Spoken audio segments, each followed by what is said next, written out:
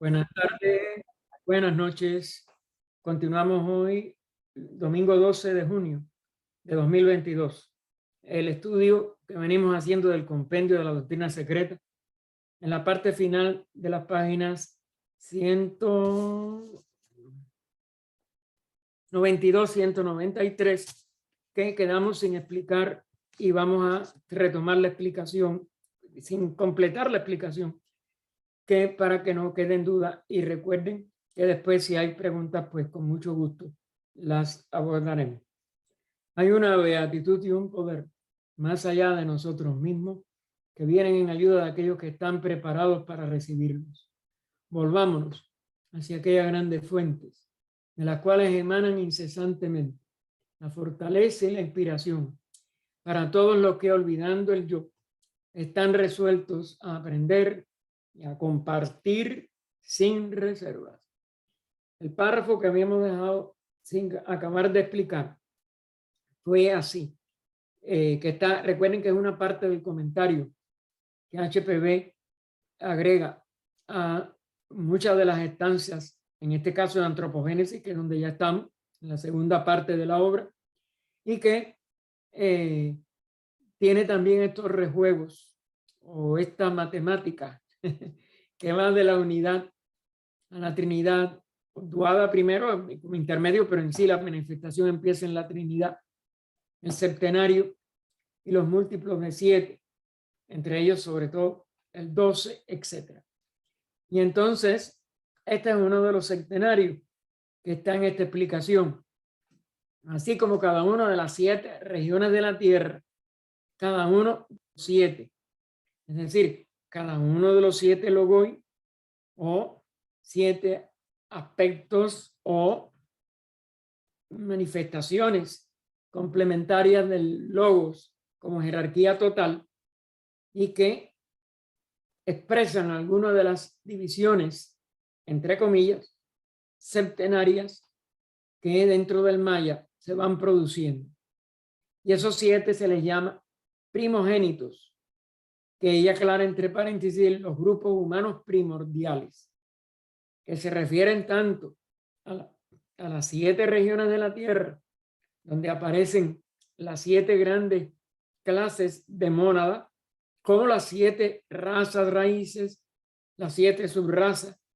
Todo ello está simbolizado en estas palabras y hay que ir comprendiendo que todo tiene que tener un entramado de significados que nosotros en el intelecto todavía no podemos ni columbrar, ni vislumbrar, ni conocer totalmente. Y eso cada uno de los 7 recibe espiritualmente su luz y vida de su propio dhyani especial. A cada una de estas expresiones de jerarquías se le llaman dhyani shohans, dhyani especiales, cuando no abarcan los 7 expresiones, sino una de ellas nada más. Y físicamente del palacio vimos que es del planeta o de la parte del planeta, el continente, etcétera, porque eso, repito, se va aplicando a muchos niveles, pero aquí lo aplica ella, entre paréntesis, a la casa como del planeta. Es decir, vamos a decir, el espacio donde se manifiesta esa regencia de esa jerarquía. Y por eso la casa pertenece, o el palacio, a ese dhyani. Lo mismo sucede con las 7 grandes razas por nacer en ella. ¿Ven? Es decir, que todo esto, ¿cómo se puede comprender la plenitud de todos estos septenarios como una nada más calidad de la unidad, que siguen siendo, nada se divide? La primera nace bajo el sol, la segunda bajo Brihaspati, que es el nombre del oriente para Júpiter, la tercera bajo Lojitanga, que significa, pone ella, el de cuerpo ígneo, se está refiriendo a Venus, o otro nombre que se le da a Venus también, Shukra. La cuarta bajo Soma, que es otro de los nombres dados a la luna. También nuestro globo, pues la cuarta esfera nació bajo la luna y de ella, ya sea porque es una reencarnación como cuerpo de ese logo planetario que en la encarnación anterior usó lo que soy la luna como su centro de los 7 reinos, pero sobre todo el reino humano. Y Sani, Saturno, el Krura Lochana, ojo maléfico, y el Sita, el oscuro, la quinta bajo Buda, sobrenombre dado también al planeta Mercurio. Ahí cierra ella esta cita de los comentarios. Como ustedes ven aquí, en esta misma variedad de nombres, en esta misma variedad de descendencias, interrelaciones, etcétera, está, como es natural, como es lógico de pensar, una serie de aspectos de la realidad que nosotros no podemos llegar a conocer por fuera, ni por nuestro sentido, ni por palabras, que es lo que es importante que también tengamos en cuenta, sino descubriendo toda esa realidad en esta expresión septenaria dentro de nosotros mismos, porque la realidad no se divide, pero sí expresa estas leyes de la manifestación que podemos también unir con las leyes de la matemática o las matemáticas. También la matemática es una unidad, pero la vemos como una pluralidad. Todo ello, ella desde Isis sin velo nos habla de cómo Pitágoras hablaba de que los números eran realidades o expresiones de la realidad, porque la realidad sigue siendo una sola. Y que por ello se decía a sus aspirantes a recibir enseñanzas en la escuela pitagórica: no entre aquí quien no conozca matemática y música. La música es igual, la música es la totalidad del sabda, del sonido, pero se manifiesta como toda, como una trinidad de melodía, ritmo y no me acuerdo ahora el otro, y armonía, y como una unidad septenaria de las 7 notas de la escala natural y todas las subsecuentes subdivisiones de esa realidad una. Por ello es que, ¿cómo podemos nosotros? Fíjense cuántos de los pitagóricos fracasaron, no pudieron llegar, porque ni aún valiéndose de matemática y música, es una empresa que sea externa. Es el abrirnos nosotros mismos y conocernos nosotros mismos en la plenitud. Y entonces agrega ella, también tomando entre comillas del comentario, lo mismo ocurre con el hombre como humanidad total y con cada hombre.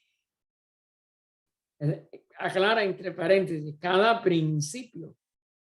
Por eso pone en una comilla adicional ese cada hombre, es decir, cada constitución de nosotros mismos, que también es nada más que una unidad, pero se expresa como 7 principios. Por esto es que hay tanto, que por mucho que le demos vuelta, por mucho que vayamos desde textos simples y muy adaptados a la mente, como dijéramos, del mundo, la mente todavía exotérica, como hizo la Annie Besant, tratando de que pudiéramos entrar en este misterio, el hombre y sus cuerpos. en que usa una sola palabra sánscrita para cada cuerpo, etc. Si los cuerpos son casi imposibles de dilucidar en su profundidad total, imagínense los principios que los animan. Y ese es lo que tenemos que llegar a nosotros conocernos como unidad total, pero en cada una de nuestras manifestaciones como 7 principios. Y agrega también del comentario, cada uno obtiene su cualidad específica de su primario, del espíritu planetario. O sea, el Dhyanishohan específico de su sistema planetario. Por tanto, cada hombre es un septenario y aclara, o una combinación de principios, cada uno de los cuales tiene su origen en una cualidad de aquel dhyani especial. No son 7 principios que nada más que nosotros o cada hombre o la humanidad total tenga que sintetizar, o que es una unidad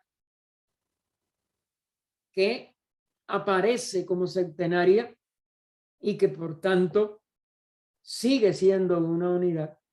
La síntesis es nada más que un proceso interno para poder regresar a nuestra verdadera unidad. Pero este es el complejo de toda la ley de evolución, o lo complejo de toda la ley de evolución.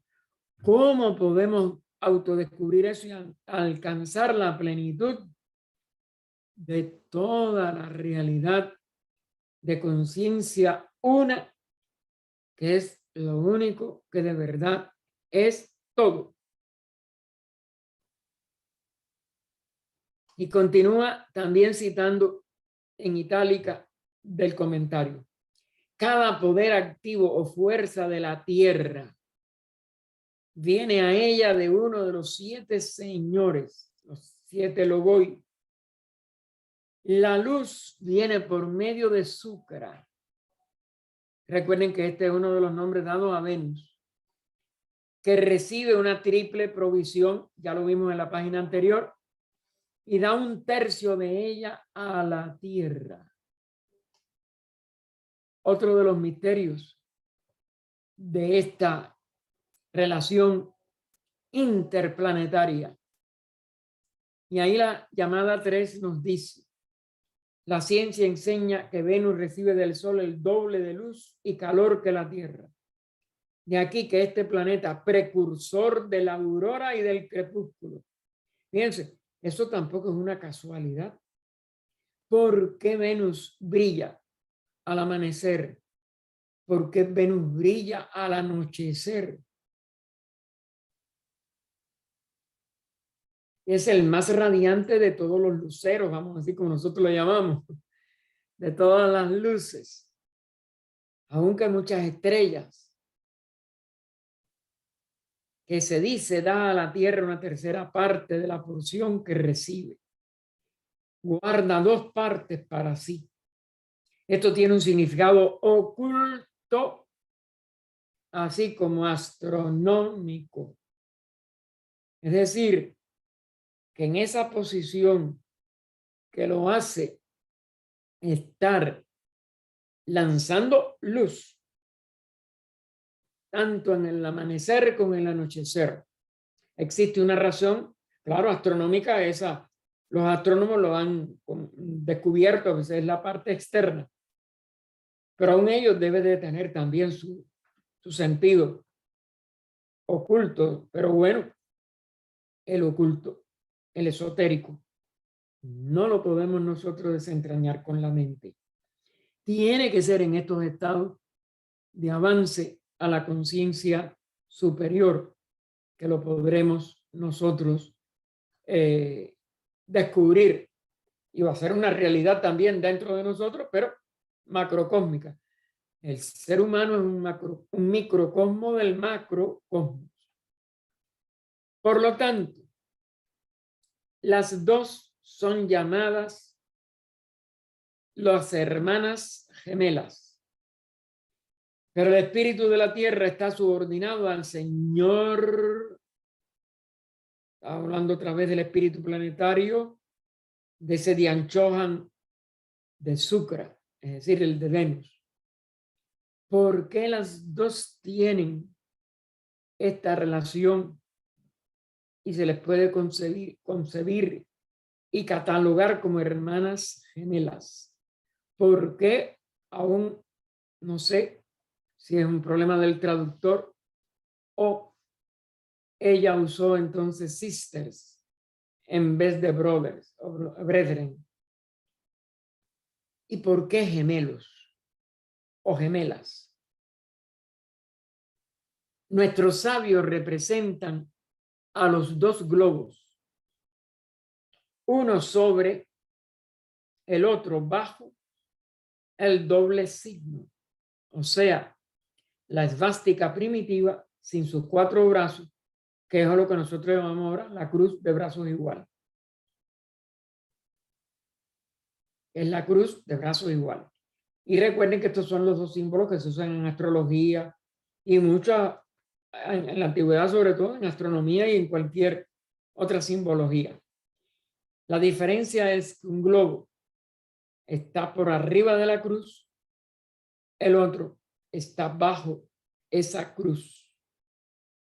El doble signo es, como se sabe, que vuelve a insistir, no en llamarle cruz, sino doble signo, que lo único que él no está con las estelas de la suástica, que es la que simboliza que está girando.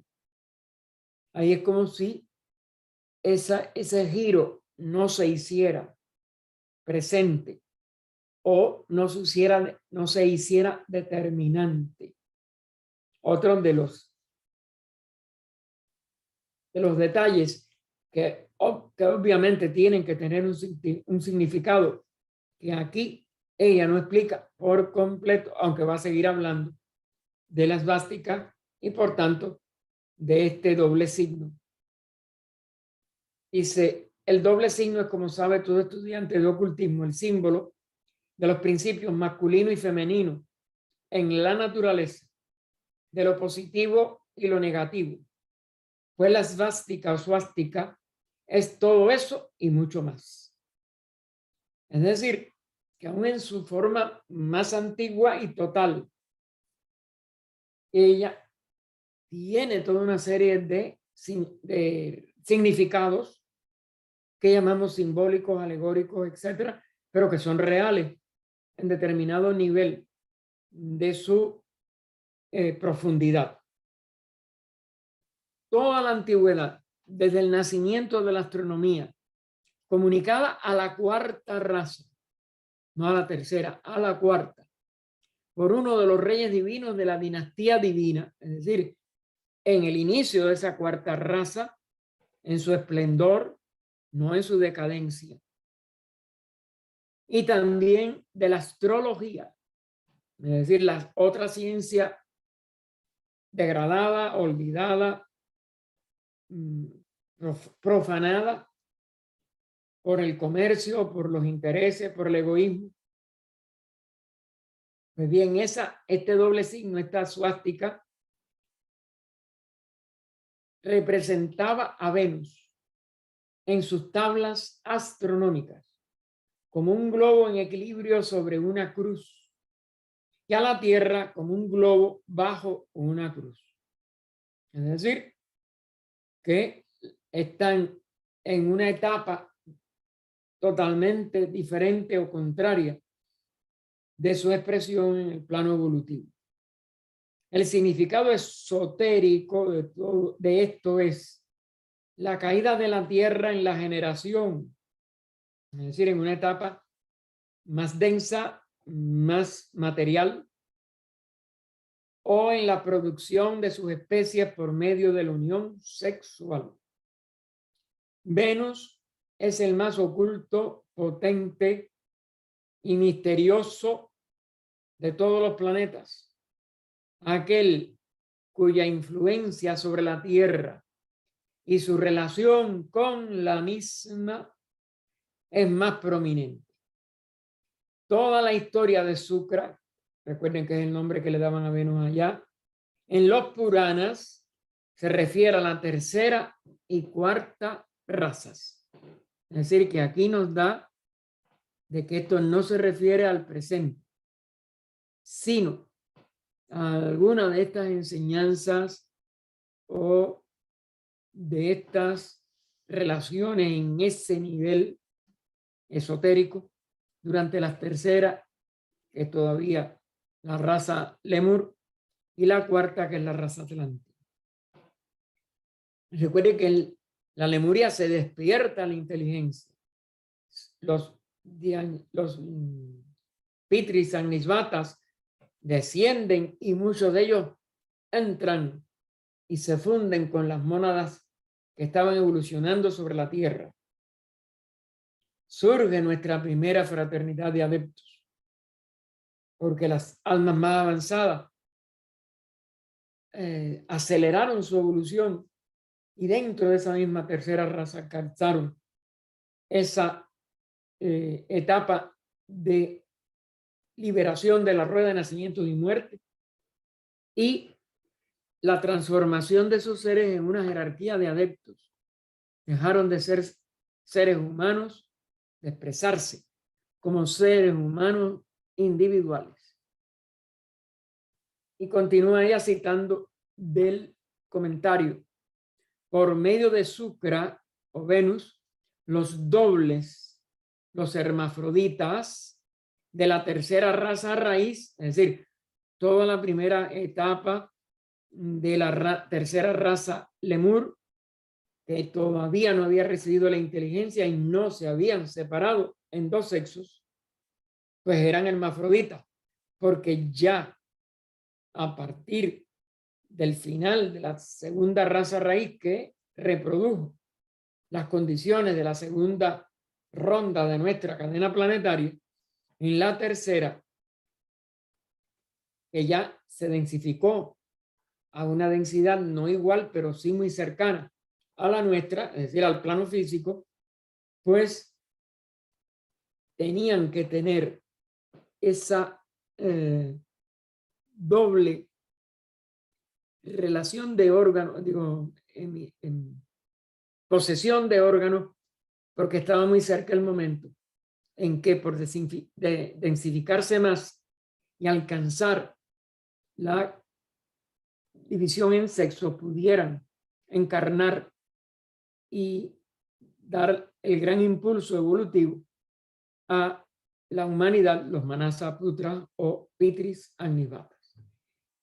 Por lo tanto, continúa, se le representaba con el símbolo de un círculo con un diámetro horizontal y durante la tercera raza y con una T o una tau dentro del círculo durante la cuarta. Es decir, la cuarta desciende tanto en la materia que lo que sería esa cruz de la simbología original, donde están los cuatro brazos igual, pierde el brazo que va por encima del diámetro horizontal. Es decir, lo verdaderamente espiritual queda recortado a todo lo que está por debajo del diámetro y no puede sobrevivir y elevarse por encima del espacio que simboliza este trazo horizontal o este diámetro horizontal. ¿Por qué? Porque la cuarta raza raíz es la que va a caer en gran parte atribuido por ella misma en la doctrina a que no habían descendido todos los Pitris Agnisvatas que se necesitaban para que no hubiera dificultades, pero que esa dificultad se presentó y ellos fueron muy dañados por esa ausencia del impulso que tenían que dar los Pitris Agnisvatas a toda la raza y a todas las mónadas al quedar una parte sin encarnar, ni en la cuarta ronda, ni en la cuarta raza de la cuarta ronda, ni en esta quinta. Y por ello esos cambios en la simbología. Y ella, de todas maneras, nos dice, esto requiere una explicación. El diámetro, cuando se encuentra aislado en un círculo, representa la naturaleza femenina.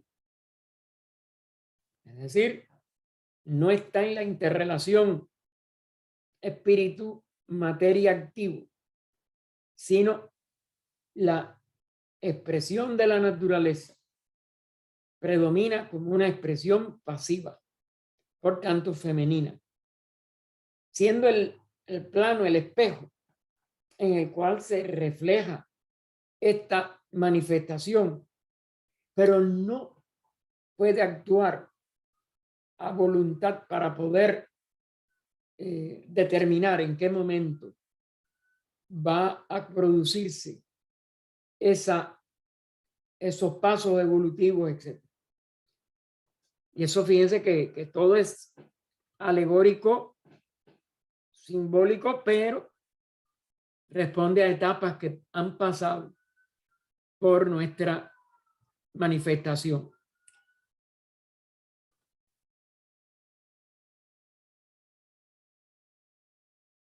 Así que entonces, bueno, por tanto se refiere también a la raza raíz primitiva.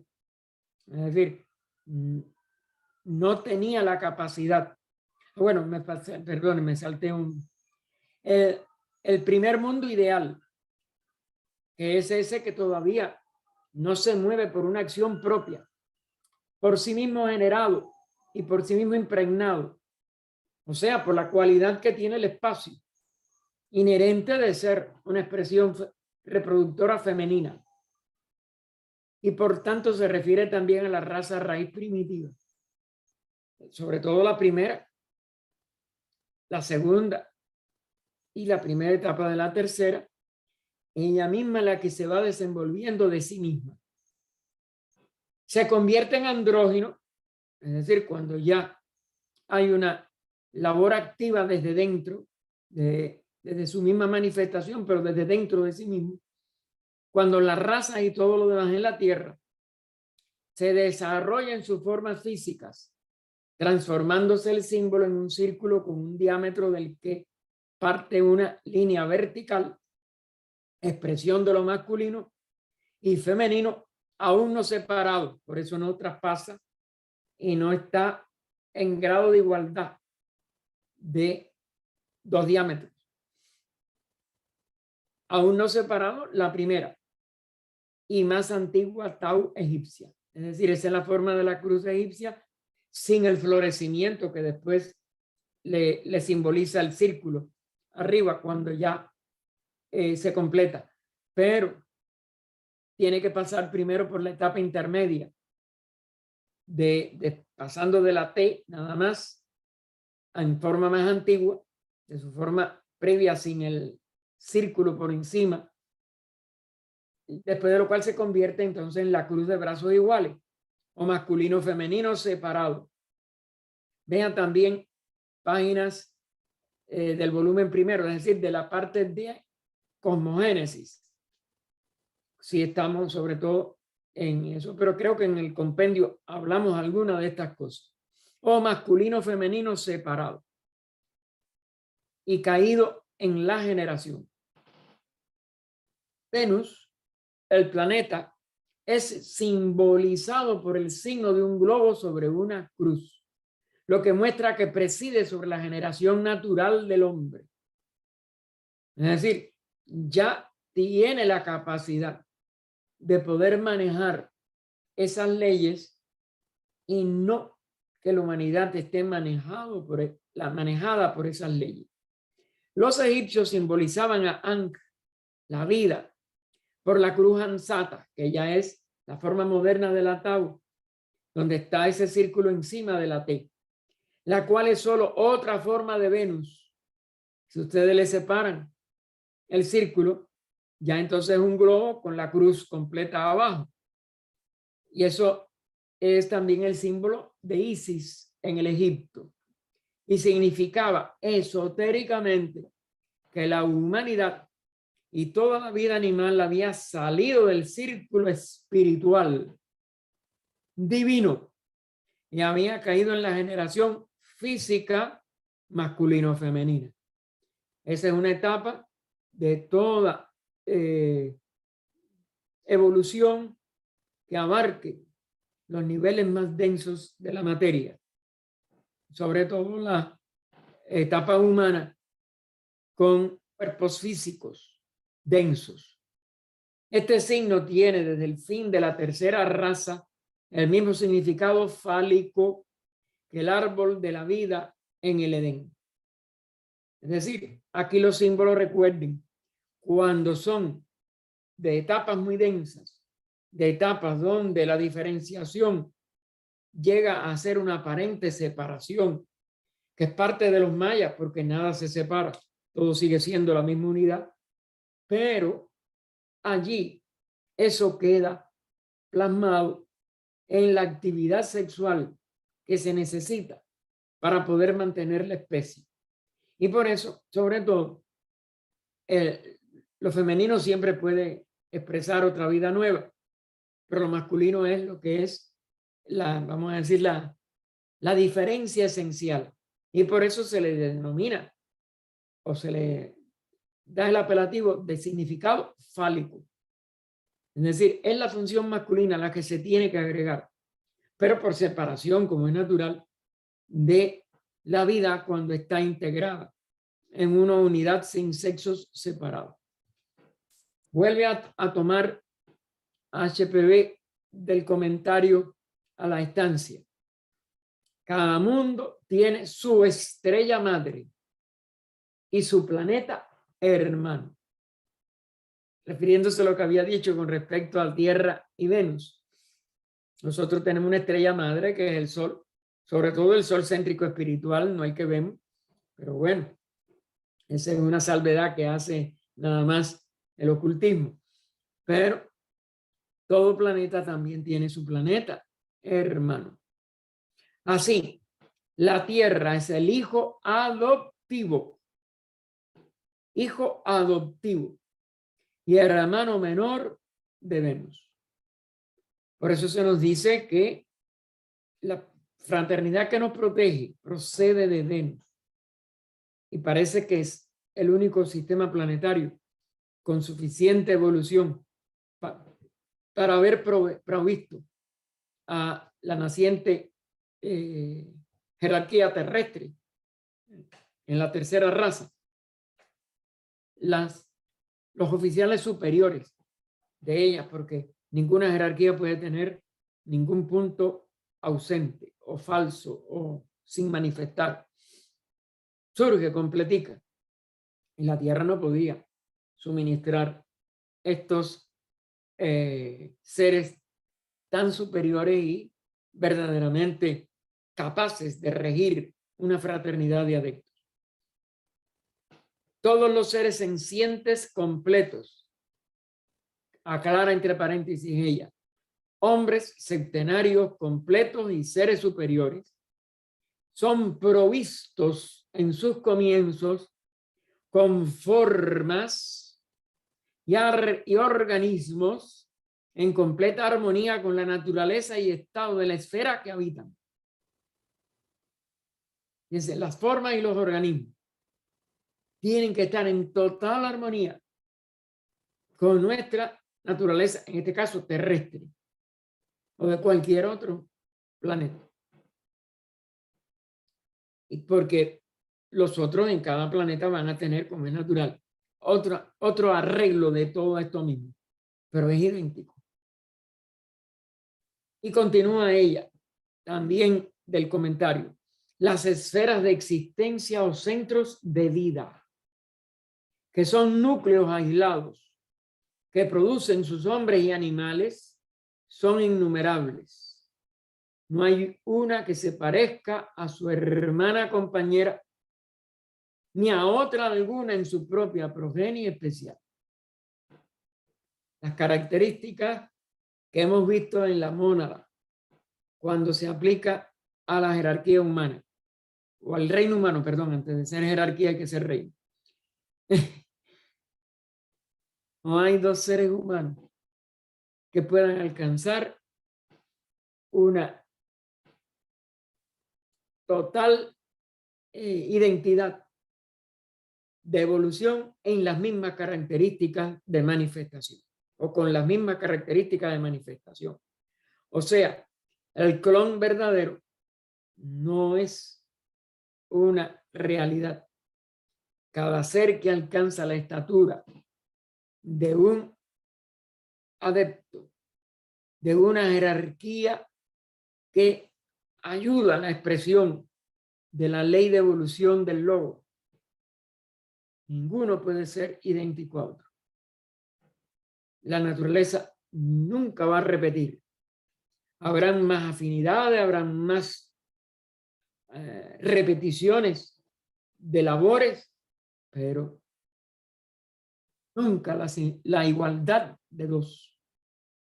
Habrán similitudes, habrán relaciones como esta de hermanos o de hermana compañera, etcétera, pero nunca una exacta expresión de la misma o del mismo tipo, de la misma calidad de la expresión de su evolución.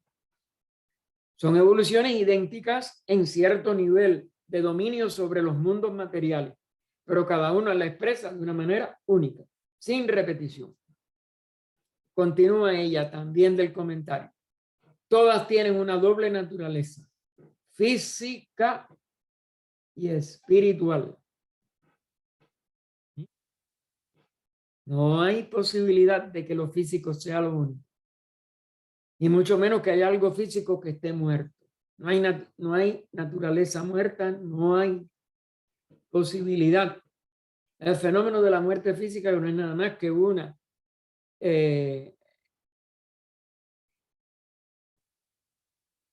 desunificación, desorganización, porque es un órgano, o son un conjunto de órganos, el cuerpo. Una desorganización de una organización vehicular anterior, pero nunca la vida. La vida ni nace ni se destruye. Solo se transforma, igual que la energía, igual que todo lo demás.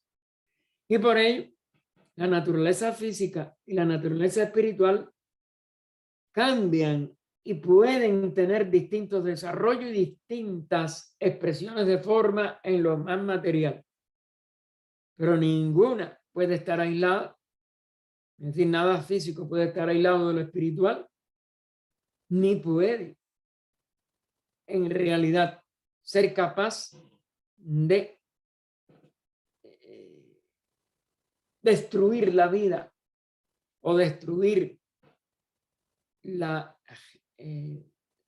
el origen aún de las formas. El espacio es tan eterno y tan infinito como el espíritu manifestado. Los nucleolos son eternos e imperecederos. Los núcleos periódicos y finitos. Ven igual, lo más sutil es siempre eterno e imperecedero. Lo que periódicamente adopta determinadas expresiones formales, es decir, de funciones y expresiones de la vida en niveles más contrañidos y más densos. Todos ellos son periódicos y finitos, y son lo que entonces llaman núcleo. Y a un núcleo más denso. Los nucleolos son como ideaciones que van a tener esa dualidad porque son eternos e imperecederos. El aspecto físico puede cambiar en todos, pero lo eterno e imperecedero ya está avanzado hasta un punto, que es lo que entonces sus sucesivas derivaciones son periódicas y finitas. Dentro de ese mismo origen de lo que surge desde sí mismo eterno e imperecedero. O que puede no surgir, estar en pralaya, pero sigue siendo eterno e imperecedero. Esos son nucleolos. Por tanto, los nucleolos forman parte de lo absoluto. La absolutividad o el parabrahman o la prakriti de los antiguos filósofos rishis de la India. Son las aberturas de aquella negra e impenetrable fortaleza, por siempre oculta a la vista humana y hasta a la diánica. Fíjense el enorme trecho de progreso evolutivo que hay entre una expresión humana y una expresión y sentidos, ¿no? Los 5 sentidos también que planea vamos a decir, una etapa maestra como esta.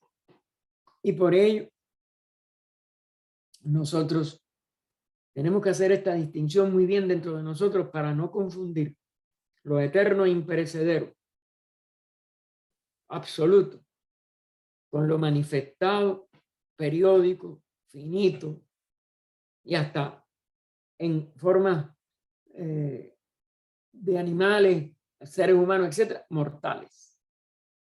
Claro, muere nada más que la organización de ese vehículo, pero de todas maneras tiene un decaimiento y lo que llamamos una muerte. Los núcleos son la luz de la eternidad que se escapa de allí. Otra frase dificilísima de poder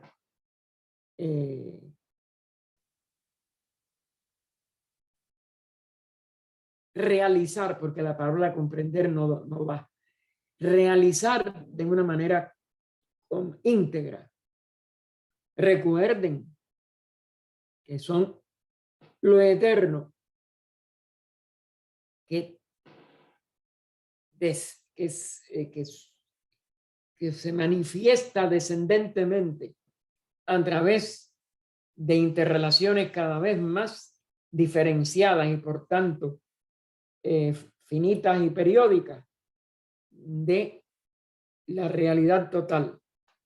Y por eso algunas de ellas dejan atrás ya por su elaboración su estado infinito y eterno, dejan de ser nucleolos, dejan de ser imperecederos y se expresan como núcleos periódicos infinitos para un determinado día del universo, pero permanecen dormidos durante la noche de ese universo.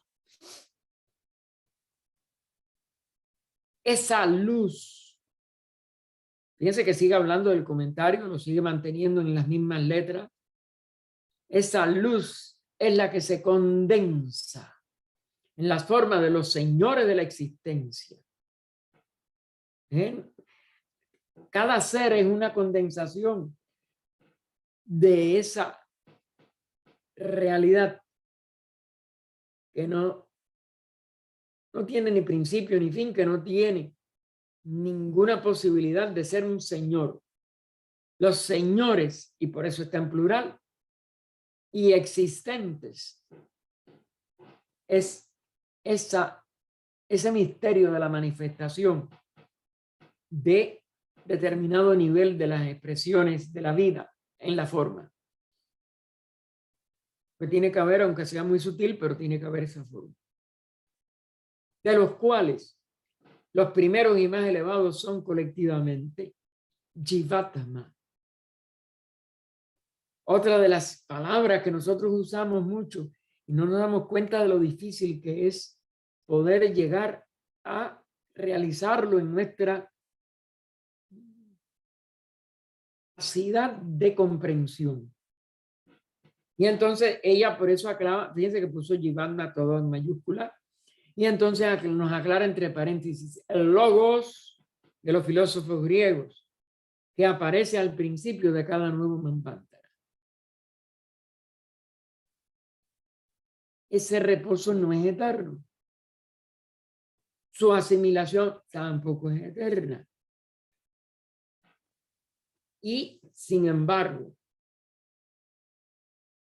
es necesario esa apariencia para que se pueda manifestar durante los Manvántaras la totalidad de la vida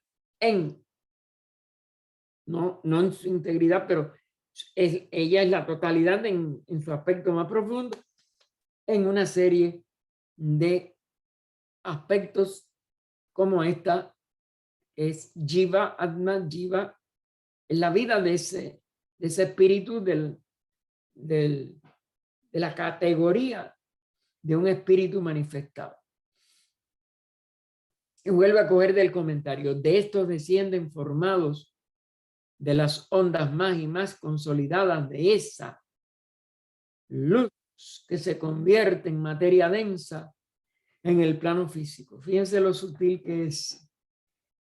En su propio plano es luz.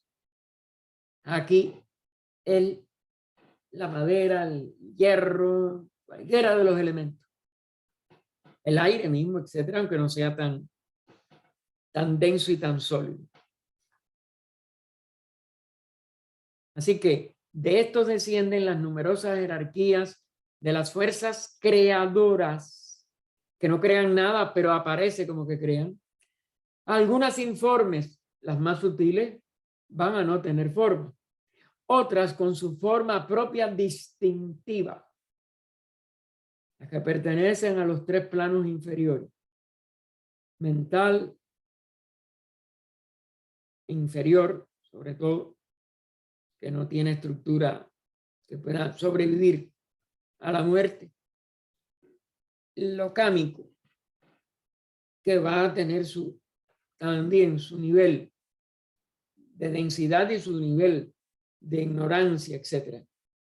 Y el físico, como es natural, que es donde todo está bien claro que estamos llenos de formas y que ninguna forma se repite, ni en las huellas digitales, ni en la voz, ni en el rostro, ni en nada. Y así debe de ser aún en otros niveles que somos incapaces de distinguir por nuestra poca evolución en relación con estos misterios. Así que de estas descienden las numerosas jerarquías de las fuerzas creadoras, algunas informes, otras con su forma propia distintiva, otras, en fin, las más inferiores, aclaradas, elementales, sin forma de una propia, pero que asumen toda clase de formas como arreglo a las condiciones que les rodean. Los reinos elementales no han aprendido a esa capacidad de darse forma a sus vehículos densos. Pero hay grandes jerarquías de seres que van a arreglar el que ellos puedan no solo manifestarse en este mundo o en estos mundos que va desde lo mental a la acción física, pero que tiene que tener indefectiblemente nuestro mismo nuestra misma capacidad inherente de llegar, según vaya progresando en su evolución, a asumir toda clase de formas. Pero ahora los elementales son los que dan ese impulso a muchos de los aspectos de los reinos de la naturaleza. Los espíritus de la naturaleza, etcétera. Todo eso está en relación, hermanos, con estas funciones. Vuelve a citar, o continúa ella citando, de este comentario. Así pues, no hay más que un solo upadhi como base absoluto en el sentido espiritual, del cual, sobre el cual y en el cual se construyan para fines manvantáricos los básicos centros innumerables, donde tienen lugar las evoluciones individuales cíclicas y universales durante el periodo activo, o sea, el Manvantara. Periodo inactivo, recuerden que es la noche o pralaya. Entonces, todo esto, fíjense cómo la naturaleza toda es como un rompecabezas, donde un nivel no puede todavía trabajar las formas, los elementales, sin tenerla ellos, hacen o realizan lo necesario para que se vaya empezando a manifestar todo ello. ¿Por qué? Por la sabiduría y por como es natural, las inteligencias rectoras de todo nivel de la manifestación en todo el universo.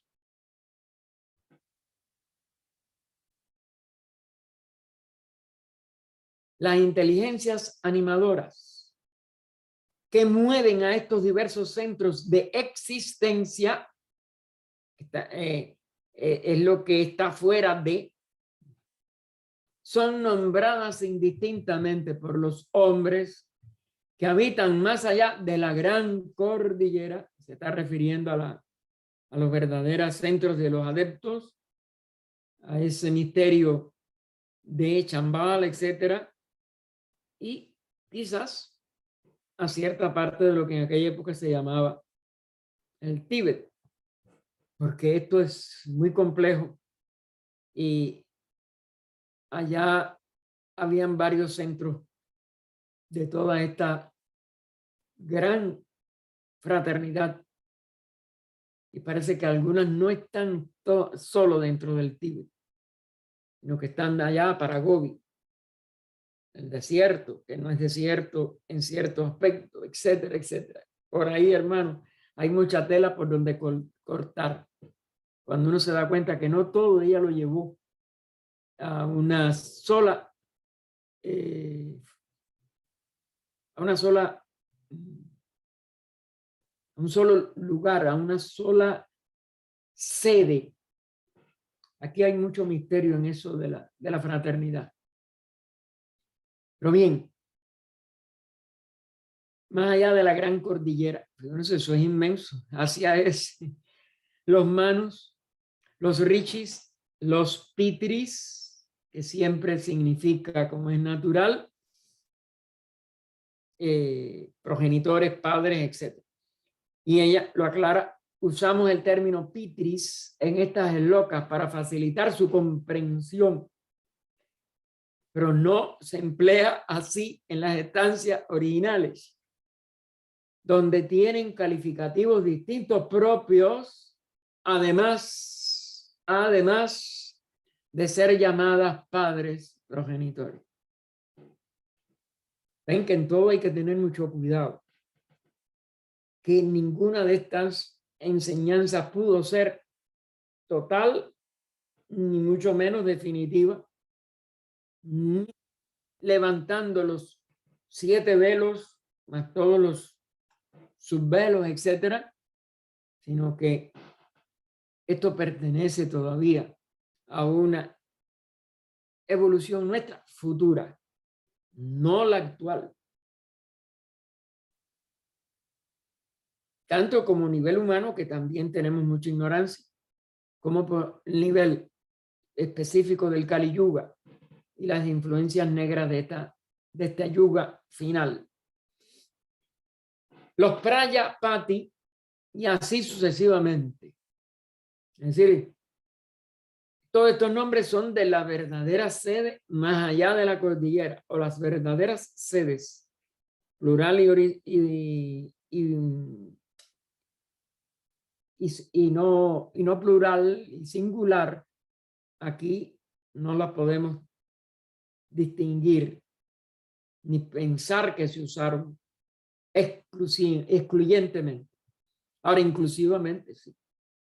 Porque de todas maneras, el plural incluye que todos en un nivel es lo singular, porque no hay nada que sea plural como realidad, sino nada más que como maya. Así que por eso los Pitris, los Prayapati, los Rishis, los Manus, ¿ven? y así sucesivamente.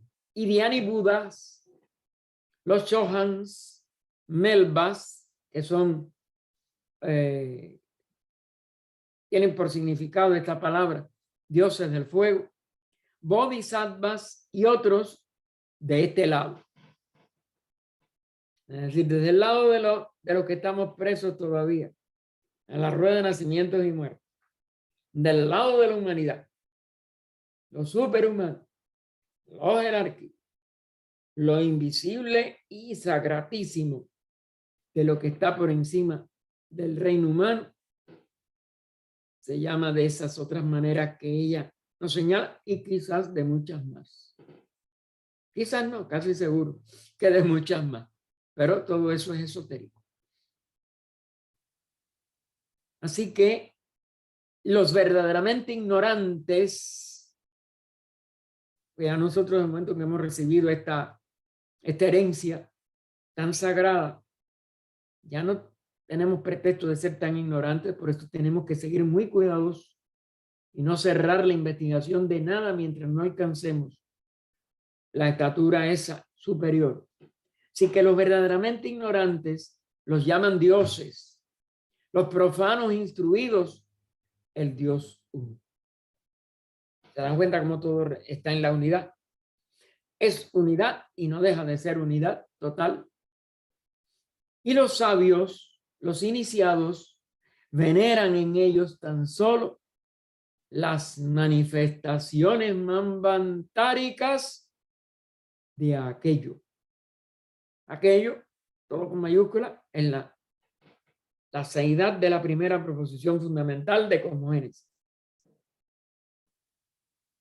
Es inconcebible e inefable. Con la mente jamás la podremos concebir. Sobre lo que ni nuestros creadores, los Dianchohans, es decir, que ni aun aquellos de los que nos han traído la manifestación, recuerden que la palabra creación está fuera de lugar, ni sus criaturas pueden jamás discutir ni saber nada. Por eso, aunque nos informemos en ciertas cosas, aunque tomemos como base lo que nos llegó en este libro, que es de un valor posible de inconcebible, sí, y que es inefable, igual que la misma seidad, nosotros tenemos que ser suficientemente precavidos, humildes, para reconocer que no podemos discutir ni saber nada y que lo que tenemos que seguir es que atendiendo hasta convertir a esa atención en meditación y poder a voluntad de Dharana pasar a Dhyana, pasar a Samadhi, y según vayamos sucesivamente limpiando todo lo que nos queda de nuestra naturaleza inferior,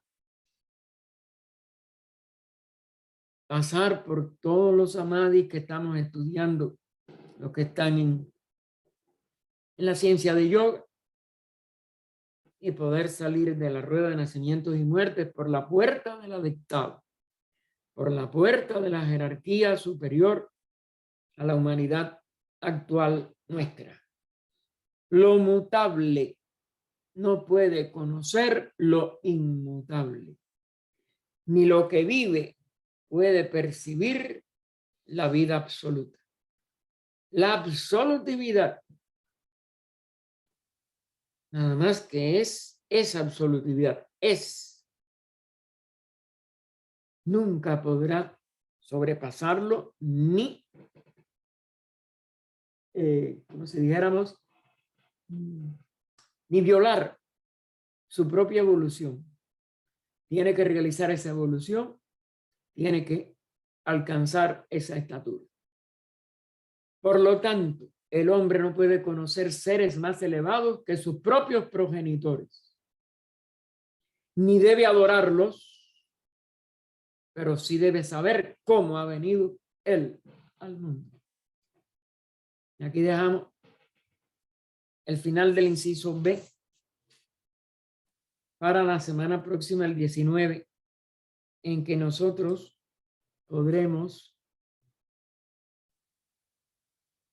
continuar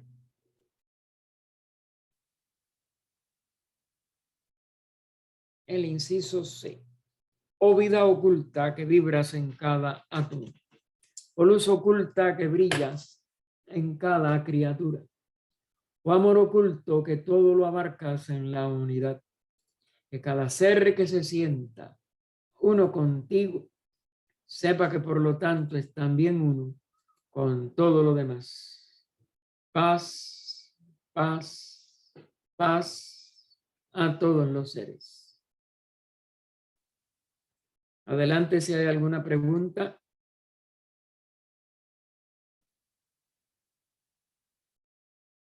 No tenemos hoy preguntas.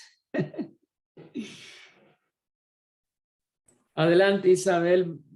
Hola, Gaspar, con el perrito. Gaspar, quería preguntarte, en Discovery Channel o History, creo, vi un programa que en la isla de Pascua descubrieron, o sea, cuando desenterraron las estatuas. Las estatuas. Una de ellas estaba con la cara hacia abajo, enterrada con la cara hacia abajo, y en la espalda tenía la cruz egipcia grabada. Claro. ¿Y por qué aquello?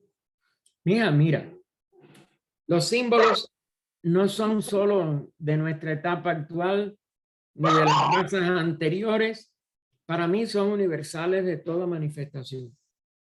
Y por tanto, todas las formas de la cruz tienen que ver con estas etapas en donde hay sobre todo niveles físicos, que es el extremo totalmente opuesto a la verdadera primera diferenciación aparente del universo. Y por ello es que todas estos símbolos están en todas las culturas, están en todo, y están en toda enseñanza. Porque sirven, porque son útiles para nosotros poder avanzar hacia el autodescubrimiento de nosotros mismos. Pero nosotros estamos todavía en niveles de ignorancia que detalles, como decía ahora mismo aquí el comentario, y hoy casi todo está diciendo de que podemos irle buscando algunos significados, pero el significado íntegro nada más que en nuestra autorrealización total cuando nosotros nos convirtamos en el universo como conciencia, en lo uno, aparentemente diverso. No creo que haya posibilidad de otra, como si dijéramos, capacidad mientras seamos seres humanos. Podemos tener ideas, podemos tener todas estas explicaciones simbólicas, podemos aplicar los números, la simbología, la música, las matemáticas, pero poder autodescubrir todo ello, no creo que sea posible mientras seamos seres humanos. Gaspar, y en la isla de Pascua era la raza lemur, porque sí. Después, a ver, y sí, es ahí viene de la época en que el continente lemur ocupaba casi todo lo que es hoy el Océano Pacífico, correcto. Ajá. Por Entonces, eso son tan enormes. Claro, eran porque gigantes. son los gigantes de la misma Biblia, los gigantes de toda literatura antigua, porque el cuerpo humano se fue achicando según se fue densificando, pero aún en la tercera raza, que es la primera, que llega a un nivel parecido al nuestro de densidad, aunque al final se densificó todavía más, y la cuarta raza fue más densa que todo lo que conocemos, pues, o más sólida, pues fue decreciendo también en tamaño. Y a nuestra quinta raza no tiene por qué tener eso, porque ya los vehículos han dado toda una serie de enseñanzas. Ya nosotros nos tenemos que centrar primero en la mente y después en la parte espiritual, porque ya estamos en el arco de reascenso. Aunque todavía tengamos tantas metidas de pata y tantos errores en nuestra, sobre todo en las relaciones humanas, que ya debían de mejorar. Y debíamos de dejar de criticar a todos los que no son, como dijéramos, comprensibles o afines o armónicos, y amar por compasión a todos los equivocados. Si la humanidad no sustituye con compasión los errores de los que le rodean, no podremos acabar de despegar con una civilización verdadera que salga de la verdadera barbarie. Seguimos en la barbarie y las pruebas están en las guerras. Las pruebas están en todas estas cosas horribles que pasan aún en escuelas, niños. Es verdaderamente inconcebible ya lo que está pasando. Claro que sí. Negativo, estamos hablando. ¿Algo más? Gracias, Gaspar. No, al contrario. ¿Alguien más que desee? Puse ahí sobre el chat un descubrimiento que hicieron de un camino de baldosas en el fondo del mar, muy cerca de Hawái, y ya hicieron varios reportajes. Si lo quieren ver, este es el del castellano, está en castellano en El País, entonces están muy sorprendidos de que pueda haber en el fondo del mar todo un camino hecho de baldosas. Figúrate. Porque no quieren aceptar lo del ocultismo, aunque sea como una hipótesis. Pero ya es una prueba fuerte, ¿no? Claro, son pruebas y pruebas. Veremos a ver. Pero de todas maneras, el verdadero shock que necesita el ser humano es el interno, el del amor. Si no despertamos al amor entre seres humanos que nos estén haciendo daño, que nos estén insultando, que nos estén desconociendo, lo que sea, no podemos. Si devolvemos mal por mal, estamos perdidos. ¿Algo más? Bien, entonces, hermano, en 1:35 los invitamos a los que deseen cooperar, a los que sufren por enfermedades, por cualquier tipo de limitación personal, porque pueden ser cosas psíquicas, no físicas, y que podamos unirnos con la OTS de México en pedir por la paz del mundo. También porque siempre se incluye algo por la paz y por todos los que están sufriendo, en que pueda disminuir también el sufrimiento, porque eso desespera mucho y saca mucho al ser humano de su línea positiva. Gracias a todos por la atención prestada y que el próximo domingo podamos seguir en toda nuestra búsqueda. Gracias, Gaspar, con el compendio. Gracias, Gaspar. Gracias. Muchas gracias, Gracias. Gaspar. Gracias a Hasta todos. Nos vemos al ratito. Ahí están los datos de la